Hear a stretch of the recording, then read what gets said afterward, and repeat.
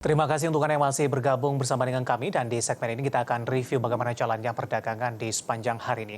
Dan kami ingatkan kembali pemirsa Anda bisa masuk di WhatsApp interaktif kami dan berpartisipasi di 0812 di 8788 di 3723. Kami ulangi kembali di 0812 di 8788 di 3723 seperti yang tertera di layar televisi Anda. Anda bisa bertanya secara langsung terkait dengan portofolio Anda sampai sejauh ini ataupun Anda ingin masuk kepada saham-saham tertentu, level menarik berapa saja yang bisa diperhatikan baik untuk investasi jangka pendek, jangka menengah, dan juga untuk jangka panjang. Dan saat ini kami sudah terhubung melalui Zoom bersama dengan Bapak Rio Rizaldi, selaku founder Galeri Saham. Kita akan langsung coba sapa. Pak Rio, selamat sore, apa kabar Pak? Sore Pak David, baik Pak. Terima kasih Pak Rio sudah meluangkan waktu di IDX Channel.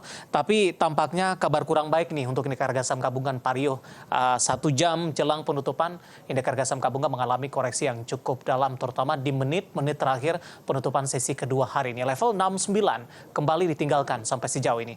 Analisis Anda, pola pergerakan indeks harga saham gabungan di sepanjang perdagangan hari ini. Ya, jadi kalau kita lihat secara teknikal memang indeks kita ini sedang berada di area resisten swing sideways-nya Pak. Jadi resisten IHSG itu ada di level 6950, persis di 6950. Jadi dengan closing di bawah 6900 itu menunjukkan bahwa 6950 itu pada dasarnya merupakan resisten kuat dan bagi saya ini resisten penting buat IHSG ke depan.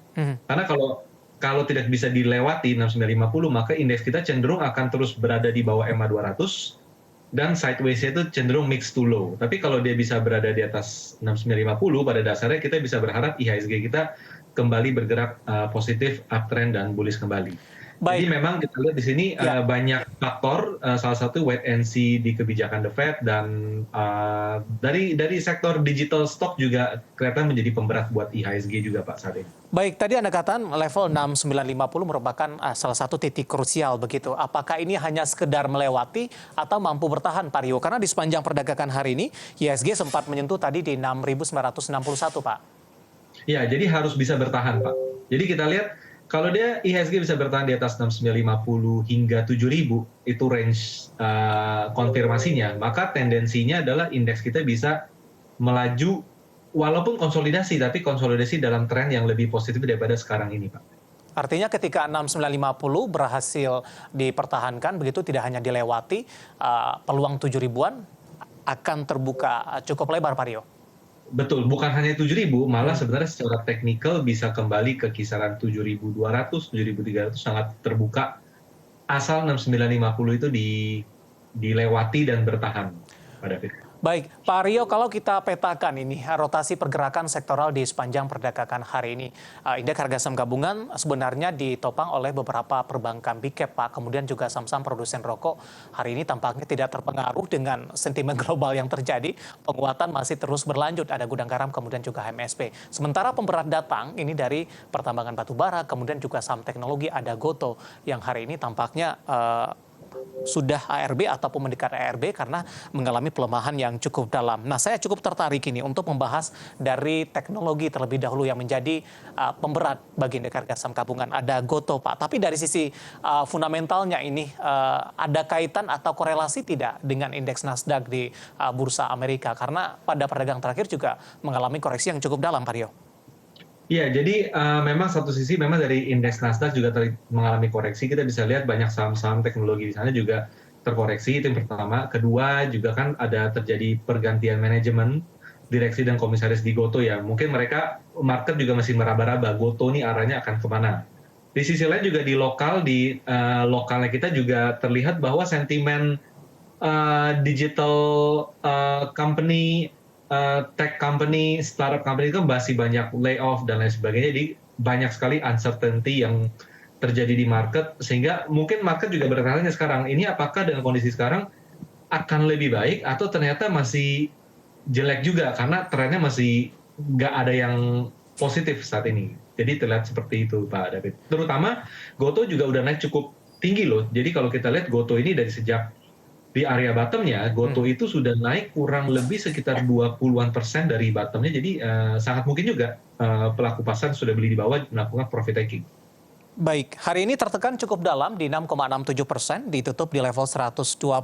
Analisis Anda secara teknikal, pelemahan yang terjadi di sepanjang perdagangan hari ini.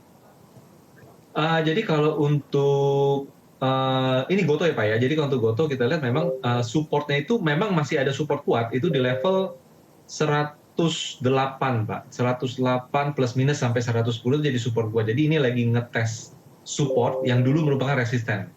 Jadi kalau Goto bisa bertahan di atas level 108, pada dasarnya secara teknikal gap yang terbentuk sangat luas, sangat lebar hingga ke level 150-an, jadi itu bisa menjadi target upside buat Goto kalau dia bisa bertahan di area support. Tapi dalam rentang waktu terakhir Pak Aryo, Goto sebelumnya cukup sulit untuk menembus ke 120-an. Akhirnya ini juga ditembus begitu. Nah, posisi yang sama, konsolidasi juga cukup banyak terjadi dalam beberapa waktu terakhir di sekitar 120-an dan juga di sekitar 111-an. Sebenarnya resisten berapa yang harus ditembus oleh Goto ketika untuk menyentuh ke 150-an Pak? Apakah di 130 ataupun mungkin di 135 Pak Aryo? Oke, jadi kalau kita lihat secara support dia di 108 plus minus, tapi kalau secara resisten, kalau dia bisa melewati 128 itu pada dasarnya jadi momentum naik untuk Goto ke depan untuk menutup gap Pak ke 150-an. Baik, analisis dan rekomendasi untuk Goto hari ini mengalami koreksi yang cukup dalam dan juga menjadi pemberat bagi indeks harga saham gabungan. Kita bergeser ke sektor lainnya, energi, terutama dari pertambangan batu bara. Tampaknya hari ini sebagian besar rata-rata juga mengalami pelemahan Pak Aryo. Sebelumnya sudah mengalami penguatan yang cukup signifikan. Bagaimana Anda melihat posisi investor di saham-saham pertambangan batu bara? Apakah memang dari sisi harga ini sudah jenuh jual, kemudian juga sentimen mendukung, ini membuat para investor memanfaatkan momentum kenaikan dan penurunan harga komoditas dengan trading di saham-saham yang ada di sektor ini? Ya, jadi kalau misalnya kayak kita lihat secara spesifik di saham batu bara Pak, jadi pada dasarnya sentimennya sudah bisa dibilang momentumnya sudah selesai. Bahkan kalau kita lihat momentum saham batu bara seperti Adaro, ITNG dan lain sebagainya itu sebenarnya sudah selesai di bulan Desember tahun lalu itu sudah selesai. Karena sentimen terakhir kan adalah winter is coming kan seperti itu kan. Jadi pada dasarnya ketika faktualnya sudah terjadi, biasanya pelaku pasar apalagi yang sudah membeli di harga bawah, sudah mendapatkan profit, mereka akan memanfaatkan untuk melakukan profit taking di harga maksimal. Jadi untuk kondisi sekarang, strategi untuk di sektor batu bara itu lebih cenderung kita lihat sell on strength daripada buying weakness saat ini. Bagaimana dengan momentum laporan kinerja full year 2022 dan juga ada bocoran pembagian dividen Jumawa tampaknya masih akan terus berlanjut meskipun beberapa emiten yang ada di sektor ini sudah membagikan dividen interim di 2022 lalu. Ya, jadi kalau kita lihat sentimen dari potensi laporan keuangan yang semakin membaik, terlihat sekali bahwa sebenarnya itu sudah terreflect dari market, di mana contoh kayak Adarus dia sudah naik dari level 1.800-an sampai 4.000, maka pada dasarnya sentimen kinerja full year tahun 2022 yang positif itu sudah terreflect di market. Nah, jadi pada dasarnya dengan sentimen laporan keuangan, sentimen dividen, pada dasarnya itu sekedar secara teknikal kalau saya lihat itu lebih untuk membuat harga saham-saham batu bara ini technical rebound. Tapi tidak mengubah tren utama yang saat ini masih negatif, Pak. Apakah ini juga akan terefleksi juga mungkin para investor juga sudah mulai antisipasi untuk kuartal pertama di 2023 ini akan mengalami penurunan Pak Aryo? Itu bisa menjadi salah satu kombinasi lagi Pak. Seperti itu. Baik, Pak Aryo cukup banyak juga pertanyaan terkait dengan posisi harga komoditas ini Pak Aryo, terutama dari harga batu bara. Banyak pihak yang mengatakan di posisi saat ini harga batu bara masih cukup tinggi 250 meskipun ini sudah cukup jauh turun dibandingkan dengan harga tertinggi di atas 400-an beberapa waktu lalu. Dari analisis Anda, sebenarnya berapa harga batu bara ini yang ideal dan tetap menguntungkan bagi emiten-emiten yang ada di sektor ini? Apakah 250 ini masih cukup tinggi atau level 70 merupakan level yang ideal sebenarnya? Pada dasarnya dengan harga batu bara di level yang tinggi sekarang ini Pak, pada dasarnya semua emiten pasti untung. Kita bisa lihat bahwa secara akumulasi laba, mereka pasti akan lebih baik daripada tahun 2021 mungkin di tahun 2023 ini tidak lebih baik daripada tahun 2022, tapi pada dasarnya akumulasi labanya pasti akan jauh di atas tahun 2021.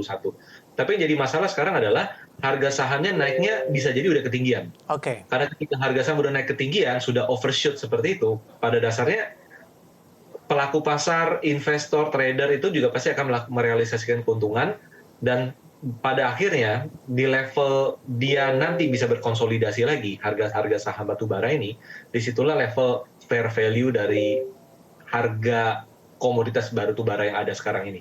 baik. Kayak gitu, Badak. Pak Rio, menarik